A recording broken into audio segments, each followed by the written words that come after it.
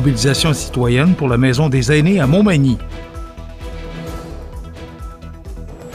Chaudière-Appalaches se mobilise, le communautaire tire la sonnette d'alarme.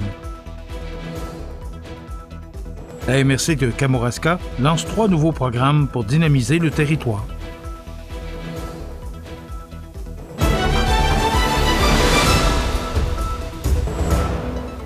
Mardi 24 mars 2026. Bonjour mesdames et messieurs et bienvenue à votre bulletin d'actualité sur le réseau de télévision CMA TV. La ville de Montmagny lance un appel à la mobilisation citoyenne afin de soutenir la création d'une maison des aînés dans la municipalité. La population est donc invitée à se rassembler ce mardi 24 mars, entre midi et 14 heures, sur la rue Saint-Joseph à Montmagny, près du CLSC, pour démontrer son appui à ce projet jugé essentiel pour l'avenir des aînés de la région. On parle bien sûr du foyer Diouville. Selon la Ville, cette mobilisation vise à envoyer un message clair aux décideurs sur l'urgence d'offrir aux personnes âgées un milieu de vie moderne et adapté à leurs besoins. L'initiative souhaite aussi démontrer la solidarité de la communauté envers les résidents actuels du CHSLD de Montmagny, dont les installations sont considérées parmi les plus vieillissantes du Québec.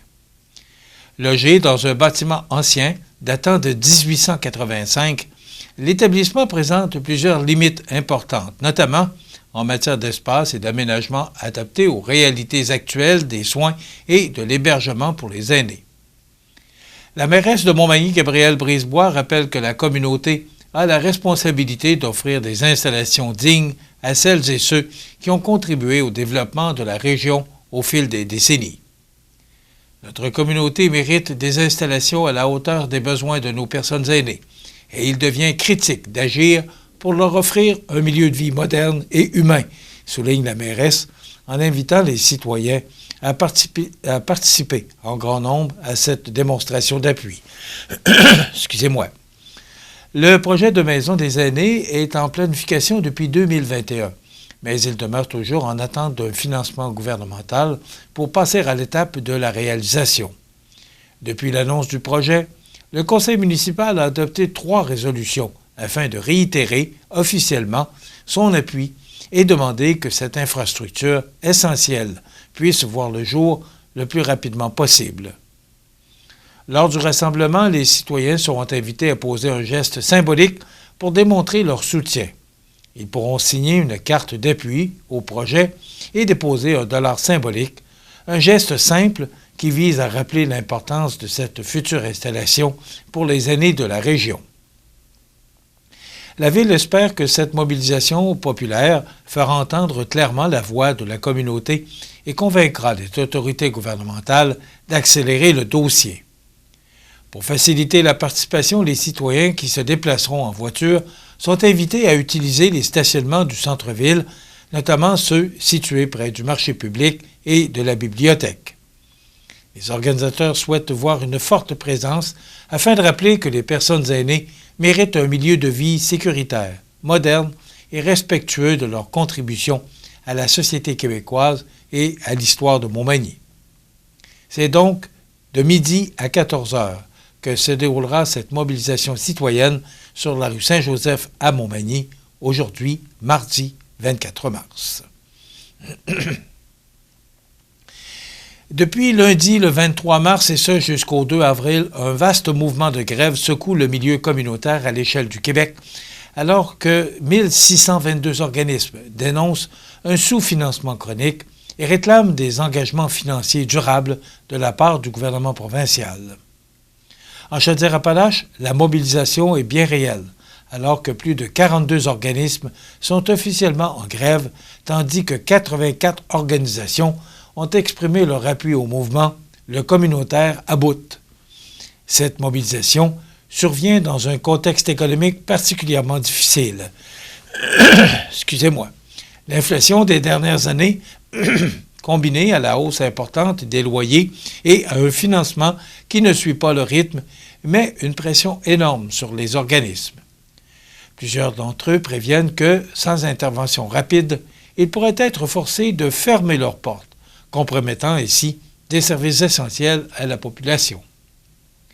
Pendant ces 2 semaines de grève, la majorité des activités régulières sont suspendues afin de permettre aux équipes de se mobiliser. Toutefois, certains services essentiels demeurent en place pour soutenir les personnes les plus vulnérables. Même les organismes qui ne sont pas en grève participent à l'effort en réduisant leurs services pour marquer leur solidarité. Dans la région, différentes cellules locales organisent des actions de sensibilisation, des activités de visibilité et des initiatives d'éducation populaire afin d'informer la population sur les enjeux. Le point culminant de cette mobilisation aura lieu le 2 avril à Québec, devant l'Assemblée nationale, où des milliers de travailleuses et travailleurs sont attendus. 9 autobus partiront de Chaudière-Appalaches pour participer à cette démonstration de force. Les organismes rappellent que l'action communautaire autonome constitue un pilier essentiel du filet social. Pourtant, leur travail demeure souvent invisible et trop fréquemment perçu comme du bénévolat ou une vocation, plutôt qu'un emploi nécessitant des compétences reconnues. Les intervenants demandent donc une meilleure reconnaissance de leur expertise ainsi que des conditions de travail décentes. À travers ce mouvement, les revendications sont claires, dont, entre autres, un financement suffisant et stable à la mission, la fin de la précarité financière, le respect de leur autonomie et un engagement concret du gouvernement à investir dans le communautaire. Ce mouvement, amorcé l'automne dernier, prend aujourd'hui une ampleur sans précédent, illustrant l'urgence d'agir pour préserver un réseau essentiel au bien-être collectif. La MRC de Kamouraska lance 3 nouveaux programmes pour dynamiser le territoire. Tous les détails après la pause. Le restaurant Pizzeria Porto Bellissimo, un incontournable à Saint-Jean-Port-Joli. Pizza débordante de garniture, menu varié et abordable. Délicieux desserts avec des produits de grande qualité des gâteries de l'Ami. Porto Bellissimo et les gâteries de l'Ami, route de l'église à Saint-Jean-Port-Joli. Animalerie Montmagny, on aime vos félins, parfois taquins. Oui, vos chiens, même les coquins. Vos oiseaux qui chantent en duo, c'est pour l'amour des animaux. Animalerie Montmagny, pour l'amour des animaux. Le bijoutier Carl Poulain à Montmagny offre une sélection diversifiée et raffinée de montres, bagues, bracelets et autres accessoires de luxe pour hommes et femmes reflétant l'engagement envers l'élégance et la qualité. Le bijoutier Carl Poulain à Montmagny, où chaque bijou raconte son histoire. Vous regardez C'est ma TV, le réseau de l'information sur la Côte-du-Sud. La MRC de Kamouraska annonce le lancement de 3 nouveaux programmes d'aide financière dans le cadre du Fonds Région et Ruralité, une initiative majeure visant à soutenir le développement et la vitalisation du milieu. L'ouverture officielle est prévue le 13 avril prochain, alors que les projets pourront être déposés en continu jusqu'à épuisement des budgets. Rappelons que ce fonds, octroyé par le ministère des Affaires municipales et de l'Habitation, constitue le principal levier financier des MRC pour appuyer les projets locaux et régionaux. Il permet notamment de soutenir les priorités du territoire et de favoriser des ententes sectorielles structurantes. 3 programmes distincts seront accessibles. D'abord, un programme destiné aux organismes et aux municipalités disposera d'une enveloppe de 275 000 $ pour l'année 2026. Ensuite, un programme visant les entreprises offrira un soutien annuel de 60 000 $.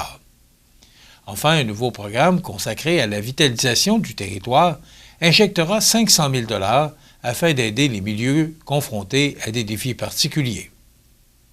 Pour le député de Côte-du-Sud, Mathieu Rivet, ces investissements représentent un outil essentiel pour soutenir le dynamisme des communautés. De son côté, la préfète de la MRC, Nancy Dubé, souligne que le renouvellement du fonds permet d'investir de façon stratégique dans l'avenir du Kamouraska. En parallèle, la MRC s'est dotée d'un cadre d'intervention pour la vitalité répondant aux exigences gouvernementales. Cette démarche vise à définir une vision claire de développement et à orienter les stratégies futures. Avec ces nouvelles mesures, la MRC de Kamouraska confirme sa volonté d'accompagner concrètement les initiatives locales et de stimuler un développement durable et structurant pour l'ensemble de son territoire. Ces programmes représentent une occasion stratégique pour les promoteurs de concrétiser des projets innovants, qu'ils soient économiques, communautaires ou culturels. La MRC souhaite ainsi encourager la collaboration entre les différents acteurs du territoire et maximiser les retombées locales. En misant sur des investissements ciblés, elle espère renforcer la résilience des communautés et attirer des nouvelles initiatives. Les responsables rappellent, enfin, que les demandes seront analysées selon des critères précis afin d'assurer une utilisation optimale des fonds disponibles pour le bénéfice collectif. Enfin, une campagne de sociofinancement aux accents culturels et rassembleurs vient d'être lancée dans la région. L'organisme Terre à Terre a, officiellement, donné le coup d'envoi à « Partir le bal », une initiative visant à récolter 10 000 $ en 6 semaines afin de soutenir des veillées de danse et renforcer la mobilisation citoyenne. Cette campagne s'inscrit dans la mission renouvelée de Terre à Terre qui mise, désormais, sur la culture comme levier de transition socio-écologique. Au cœur de cette démarche, la danse traditionnelle québécoise, choisie pour son pouvoir rassembleur et intergénérationnel. Le lancement s'est tenu le 27 février dernier à la vigie de Saint-Jean-Port-Joli, maison de la culture populaire, lors d'une première veillée qui a attiré près d'une centaine de participants, témoignant de l'engouement du public pour ce type d'événement. La campagne culminera le 3 avril prochain avec une grande veillée de danse ouverte à tous. La soirée débutera à 18h avec une activité familiale gratuite animée par la caleuse Catherine Havard, accompagnée de musiciens de la région. Dès 19h30, place à la grande veillée alors qu'Elissa Mani prendra le relais, accompagnée d'artistes bien connus du milieu musical régional, dont Sabin Jacques à l'accordéon, Rachel Aucoin au piano, Mathieu Jacques à la basse et François Vézina au violon. Accessible autant aux curieux qu'aux passionnés, l'événement mise sur une ambiance conviviale et inclusive. L'entrée est libre, avec une contribution volontaire suggérée de 20 $, en plus de la possibilité de soutenir la campagne en ligne via la plateforme La Ruche. Les premiers 5 000 $ recueillis serviront à financer la poursuite des activités, tandis que la seconde tranche contribuera à soutenir les actions de Terre à Terre dans la communauté. Cette initiative bénéficie du soutien de la MRC de Lillet, du gouvernement du Québec, ainsi que de Plastique Gagnon, dont la contribution permet d'animer la vigie avec des activités culturelles issues de la communauté. Par cette campagne, Terre à Terre souhaite démontrer que la culture peut être un moteur concret de changement, un rassemblement, ou plutôt en rassemblant citoyens et citoyennes autour d'une vision commune, dont celle d'une communauté engagée, vivante et tournée vers l'avenir.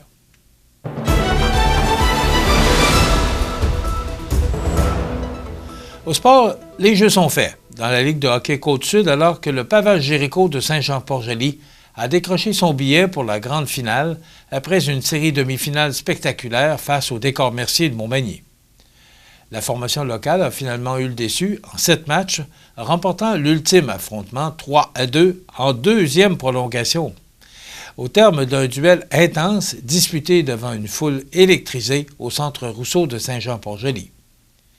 Après un match offensif de 8-6 lors du 5e duel à Saint-Jean-Port-Joli et une défaite de 5-4 à Montmagny, dans le 6e match, le Pavage Jéricho a su rebondir au moment opportun. Le match décisif a offert un scénario à couper le souffle, marqué par une égalisation tardive du Décor Mercier en 3e période, avant que Zachary Dumas ne tranche en prolongation. Tout au long de la série, plusieurs joueurs se sont illustrés, notamment Édouard Ouellet, Émile Labrie et Samy Dubois, dans des rencontres marquées par un rythme élevé et un grand nombre de tirs. Le Pavage Jéricho retrouvera maintenant le Giovannina de Sainte-Marie pour une reprise de la finale de 2024, promettant une confrontation relevée entre deux puissances de la Ligue. La grande finale, présentée dans un format 4-2-7, doit s'amorcer le 27 mars à Saint-Jean-Port-Joli. Les amateurs peuvent s'attendre à une série enlevante où chaque détail comptera, alors que les deux formations tenteront de mettre la main sur le prestigieux championnat de la Ligue de hockey Côte-du-Sud 2026. Voilà ce qui complète votre bulletin d'actualité de ce mardi 24 mars. Dans un moment, les prévisions de la météo et le menu de cette émission du 24 mars, on vous présente la chronique financière avec Étienne Chaput de Gestion du patrimoine Desjardins. Très intéressant parce qu'on parle de volatilité des placements dans une période qui est un peu pas mal houleuse ces temps-ci avec cette guerre au Moyen-Orient. Il y aura bien sûr les trouvailles d'Audrey qui nous fera part de ce qu'elle a vu chez Uniprix Montmagny et bien sûr des commentaires d'actualité de fin d'émission. Je vous souhaite donc une excellente émission à notre antenne.